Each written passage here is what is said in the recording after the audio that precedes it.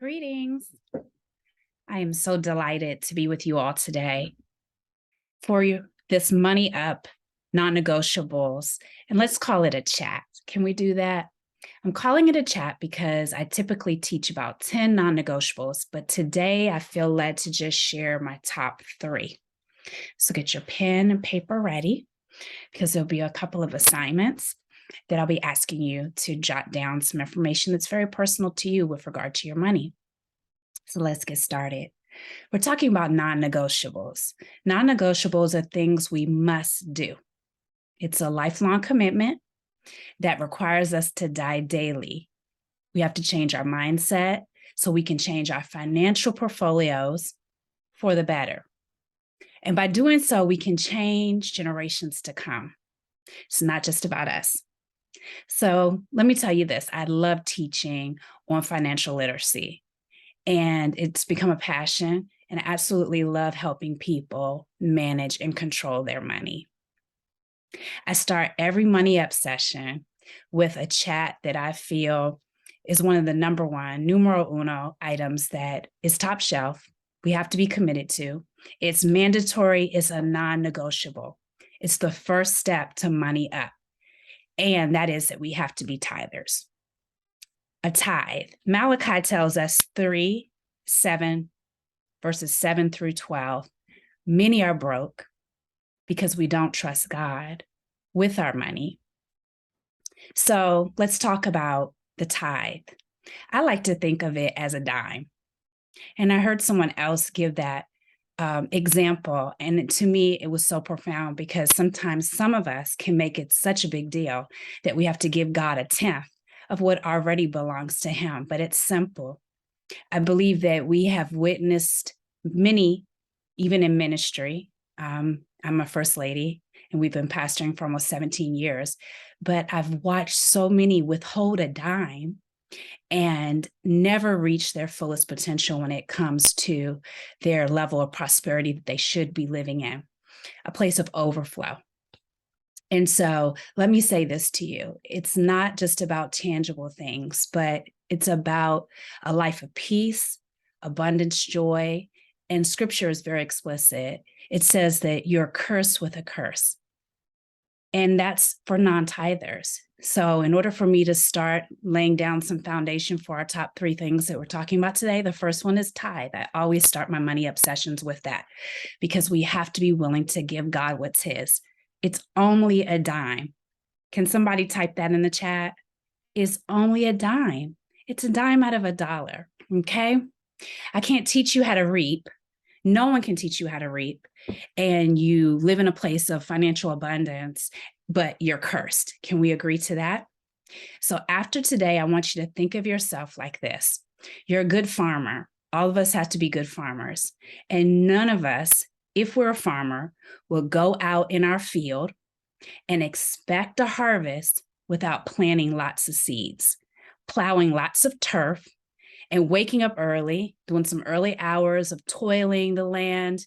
And no matter the season, a good farmer understands that although it may be winter and it's cold out, the ground may look barren, the seeds that were planted perhaps in a previous season during summer, fall, are there and will yield a harvest eventually.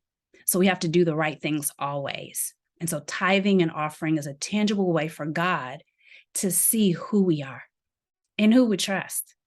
Amen. So do you trust God or do you trust yourself? That dime, it really speaks a lot of us. So I'll tell you this quick story that I absolutely love and that I've shared often. So if you've heard it before, please bear with me. But there was this young executive and he was up for a promotion. And the owner of the company flew in because he wanted to see this young man face to face and give him the good news of how he was going to be promoted. It was a substantial amount of money that this young man was going to be receiving as a promotion. The owner was very excited and decided to take the young man to the works cafeteria, the cafeteria right on the premises. And while they were walking through the line, which was like a cafeteria line, the young man was before the owner, and the young man took a piece of bread and took a piece of butter. And as they were checking out, what the young man did was he hid that little piece of butter under the bread. Well, in this particular cafeteria, true story, the butter had a price. It was a cost with the butter. But because the young man decided that he thought whatever that cost was, 10 cents, 15, 20 cents, that he was going to hide that butter under that bread, it actually cost that young man a whole lot more than 15 and 20 cents that day. You see, that day, the owner decided to withhold the promotion just over a little tiny piece of butter.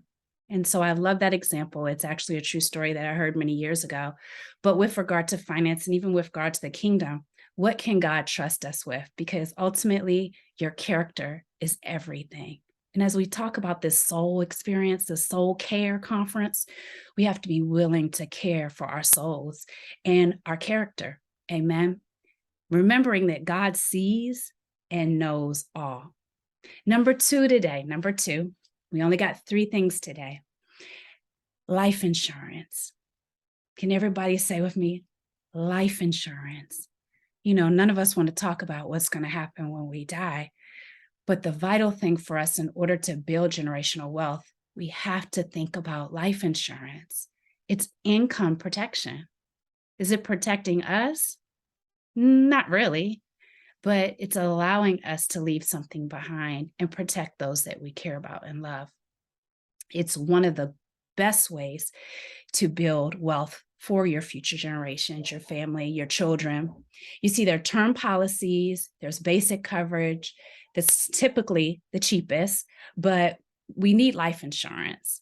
It's a non-negotiable. There are 3 non-negotiables today that I'm going to talk about. I normally talk about 10, but this is the second one, and it's life insurance. Because see, so often I see on social media where people have started GoFundMe accounts because someone passed away and wasn't prepared for the cost that was involved. And you know, the sad thing with us is that typically we'll do a life insurance policy just to cover the cost of a funeral, where we have to change our thinking. We have to change our mindset. It's not just about paying for the funeral. Life insurance really should be about taking care of those that you love and making sure that all of your obligations when you're gone are paid off and met, and that your children, or even if you don't have children, but your loved ones really can live in a state of overflow because you made preparations that often don't cost a whole lot if we start early and make wise decisions. But life insurance is vital. And that's number 2 for you today. So say with me, number 1 was tithing.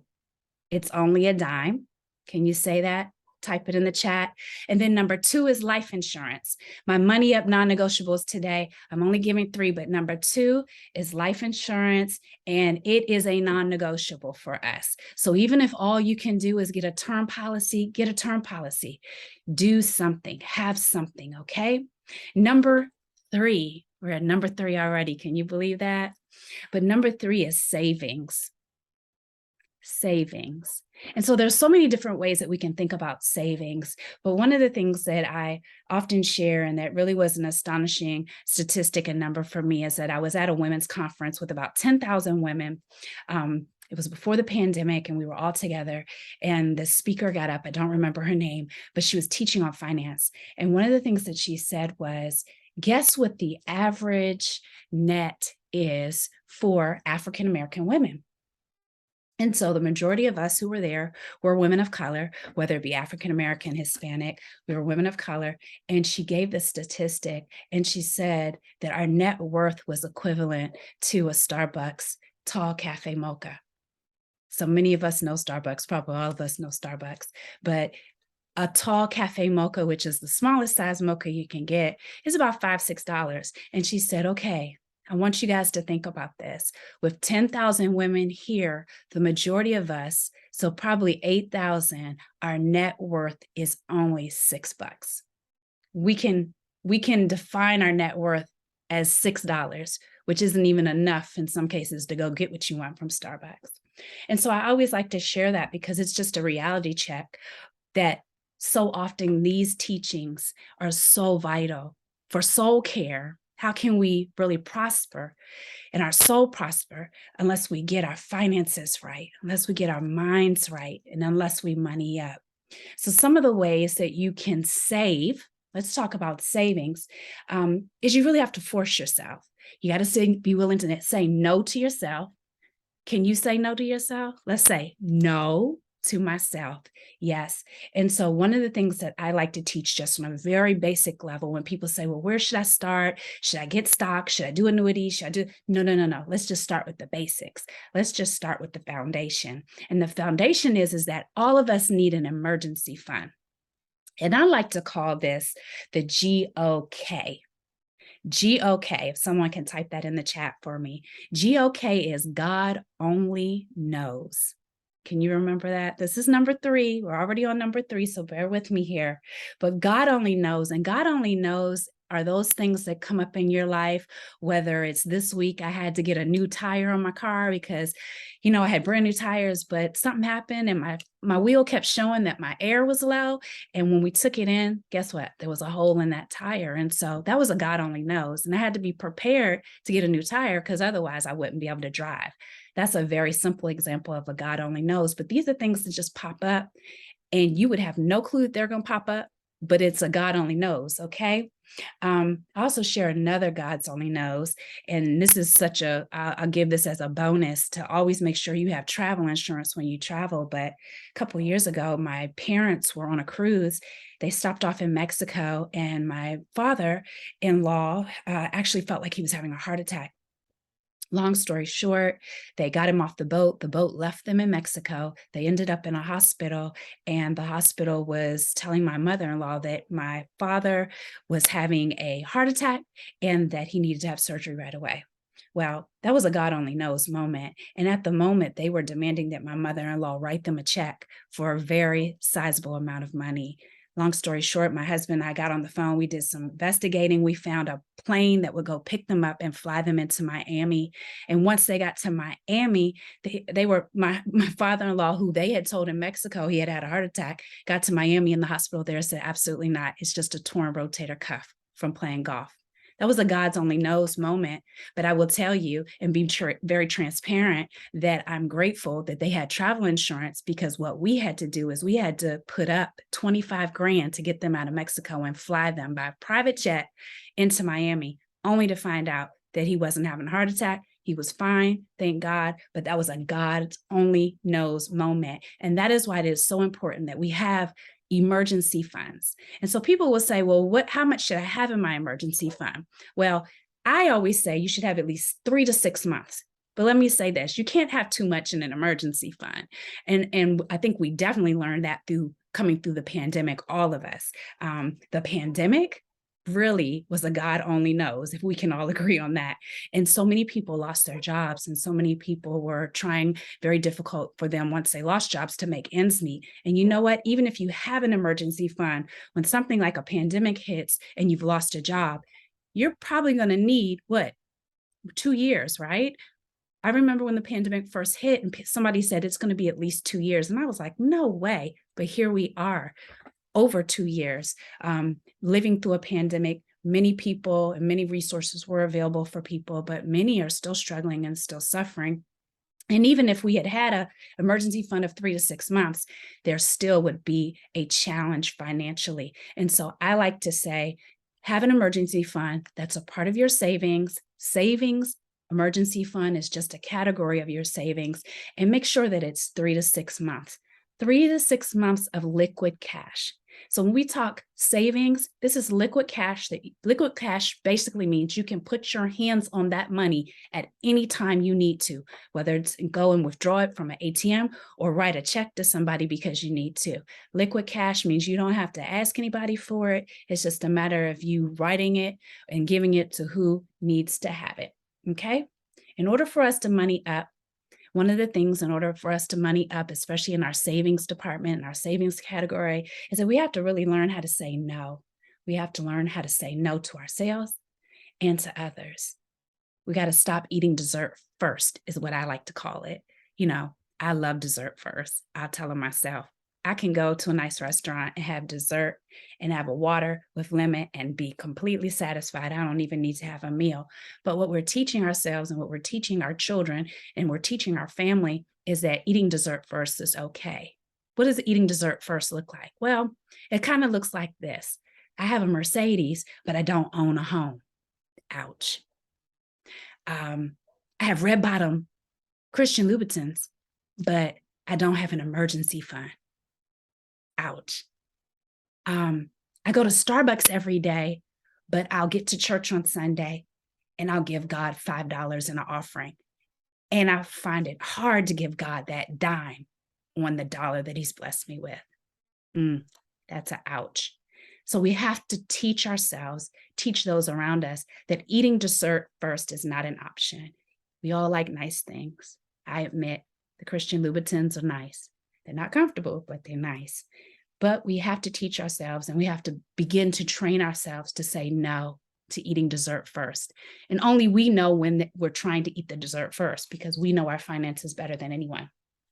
So in closing today, as we close this money up session, we got to learn how to boss up. That's another session that I teach about bossing up and really taking advantage of some of the things that we need to do in our business, because all of us have a business, whether you know it or not. If I don't teach you anything else today, here's what I want you to know and remember.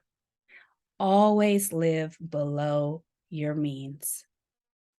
Always live below your means and never make any big financial moves without consulting at least 3 people. Now you may say, well, Darice, Lady D, Lady Darice, Darice Carlton, whatever you want to call me. You may say, well, who are these 3 people I should be consulting with? Is it my boyfriend? Is it my husband? Is it my mom? Is it my sister? No, it's none of the above. Although if you are married, you should be consulting with your husband. But what I want you guys to do, even for those who are married, is I want you to have 3 people who are very credible and professional people in the finance industry. And so those people would look like, for me, I always consult with my CPA, because I have a CPA who does my taxes. I've moved away from trying to do them myself, and I found that it saves me a whole lot of money and a whole lot of time allowing a professional to manage my taxes. It also looks like, for me, I have 2 financial planners.